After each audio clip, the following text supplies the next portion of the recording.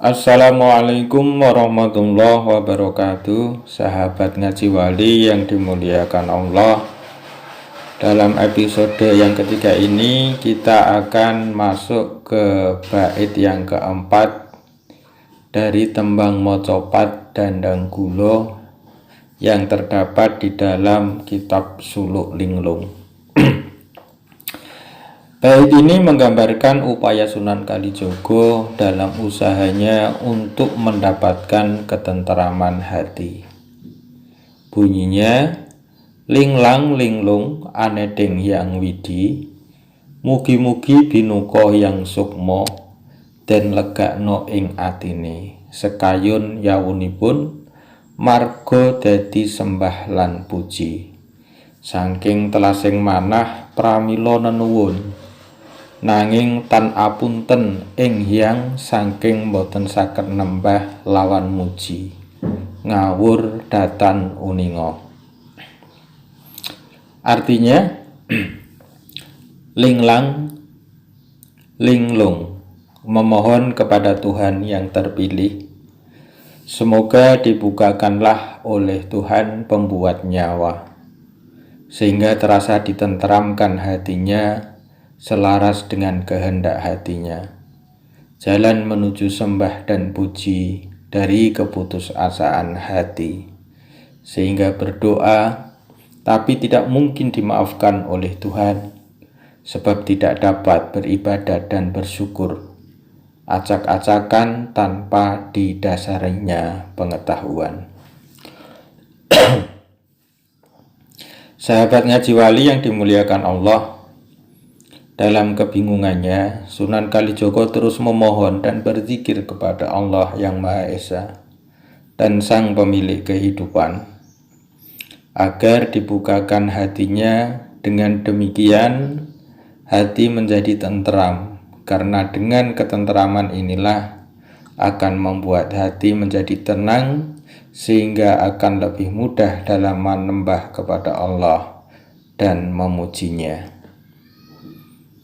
Mengenai ketenangan hati ini disebutkan di dalam ayat suci Al-Quran surat Ar-Ra'd ayat 28 yang berbunyi, Alladzina amanu wa tatma'innu qulubuhum bi dzikrillah. Alla bi dzikrillahi tatma'innul qulub. Artinya, yaitu orang-orang yang beriman dan hati mereka menjadi tenteram dengan mengingat Allah. Ingatlah, hanya dengan mengingat Allah lah hati menjadi tenteram. Dengan hati yang bersih, maka seorang hamba bisa mengenal Tuhannya. Ketenangan batin hanya bisa dirasakan bagi orang-orang yang senantiasa dalam hatinya terus mengingat Allah. Namun demikian, semua itu akan sulit diperoleh jika tanpa bimbingan dari seorang guru, karena tidak adanya ilmu yang mendasarinya, sehingga kadang hati lalai dan membuat lupa untuk bersyukur kepada Allah. Membersihkan hati atau tazkiyatun nufus bisa dilakukan dengan cara mujahadatun nafs. Dalam hal ini adalah takholi, dan setelah itu mengisinya dengan sifat-sifat murni melalui proses riyadhatun nafs. Dalam hal ini disebut tahali.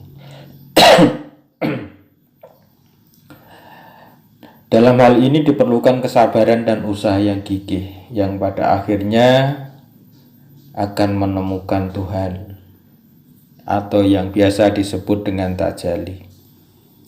Kemudian apa yang dimaksud dengan takholi, tahali, dan tajalli? Takholi adalah upaya untuk membersihkan diri dari sifat-sifat tercela, kotoran dan penyakit yang dapat merusak.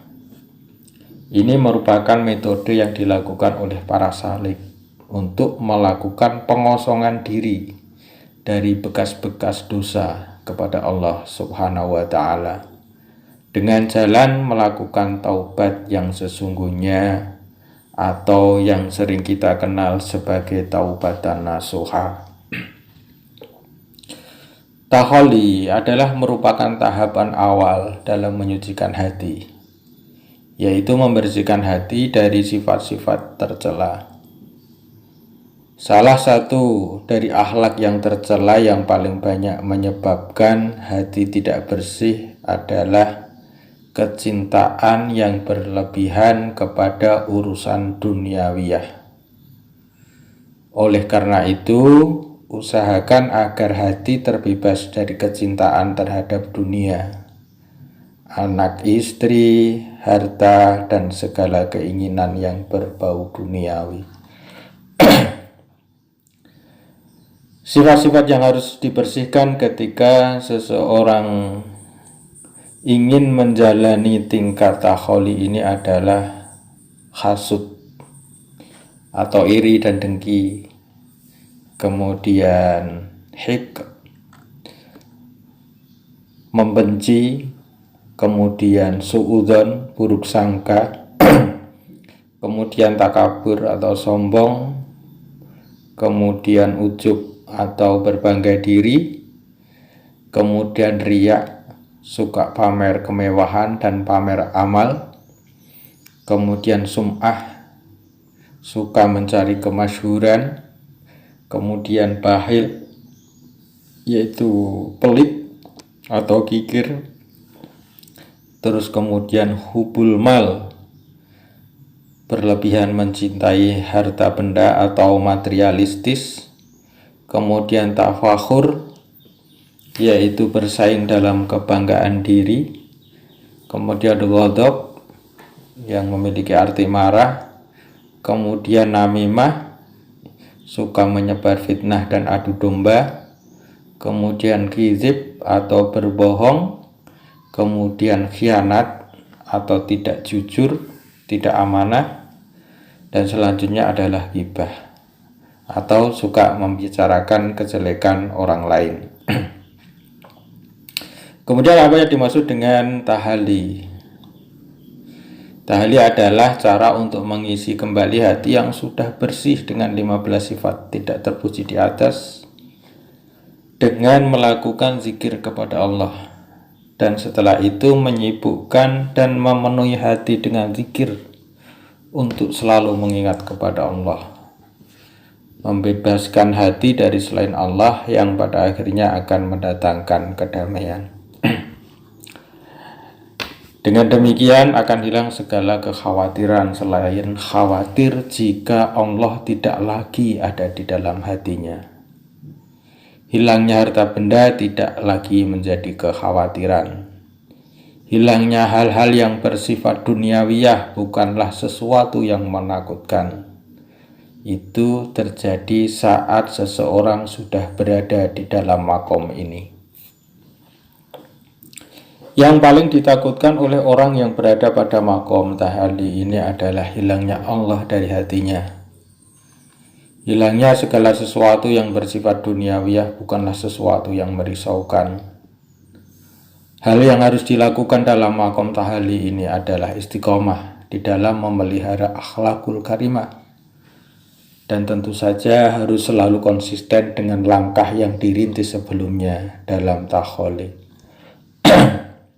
yang pada gilirannya akan menghasilkan manusia yang sempurna atau biasa disebut sebagai insan kamil.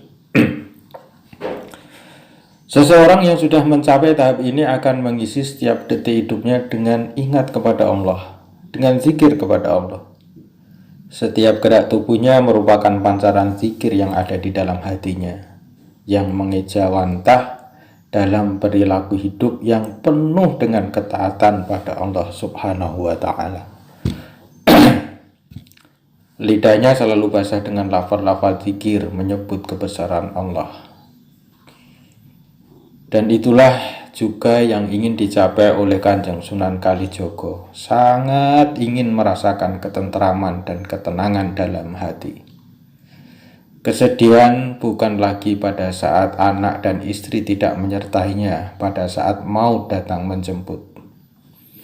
Kepedihannya bukan lagi pada syahwat badani yang menjerumuskan pada nafsu birahi. Penyesalannya bukan pada hal-hal yang bersifat duniawi yang hilang, namun penyesalan itu akan datang saat kenikmatan zikir pada Allah sirna.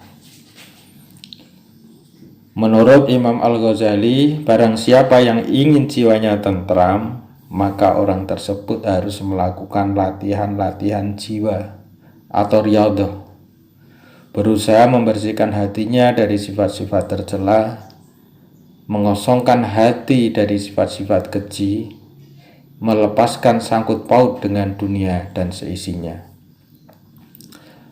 Riyadhah untuk menggapai nurul qalbi atau hati yang bercahaya adalah dengan cara menjalankan sifat-sifat terpuji atau akhlakul mahmudah, dan kemudian secara istiqomah melakukan hal tersebut dalam kehidupan sehari-hari.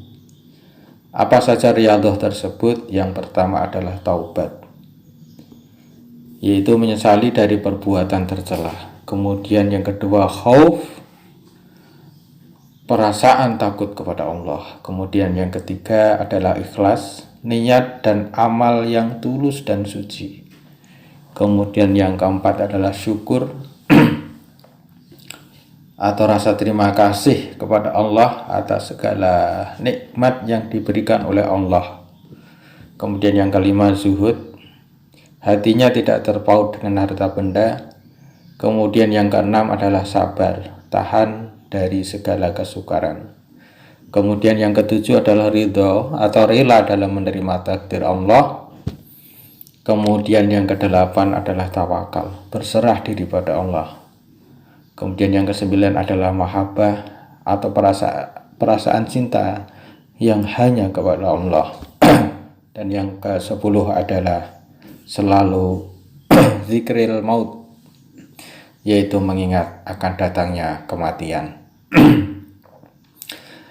Kemudian apa yang dimaksud dengan tajalli? Tajalli adalah setelah tahap pengosongan dan pengisian seperti yang telah dijelaskan dalam tahap-tahap di atas, maka tahap selanjutnya adalah tajalli.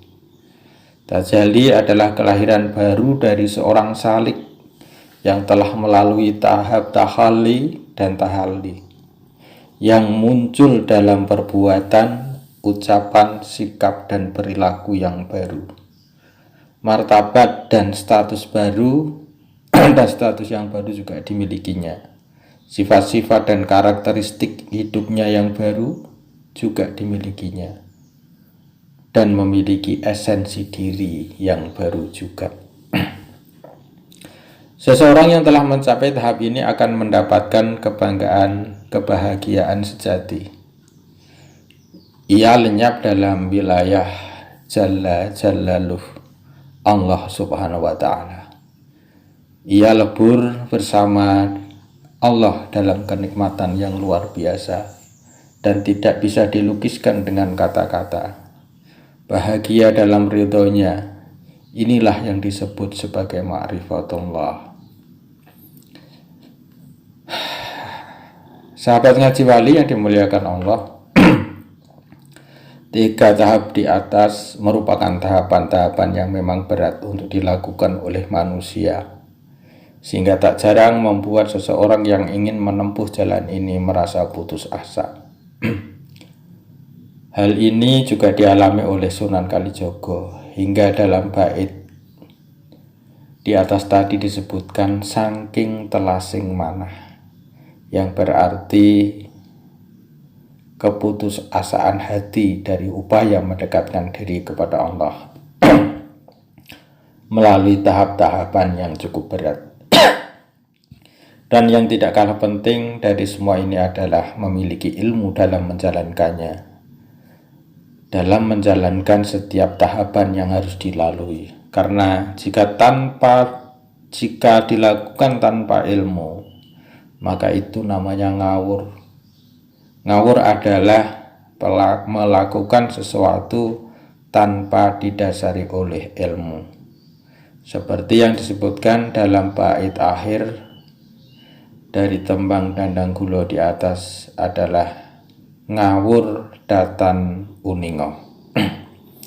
Sahabat ngaji wali yang dimuliakan Allah, untuk episode yang ketiga ini saya kira cukup sekian.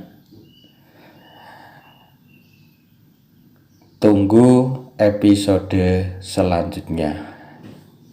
Kita akhiri. Wassalamualaikum warahmatullahi wabarakatuh.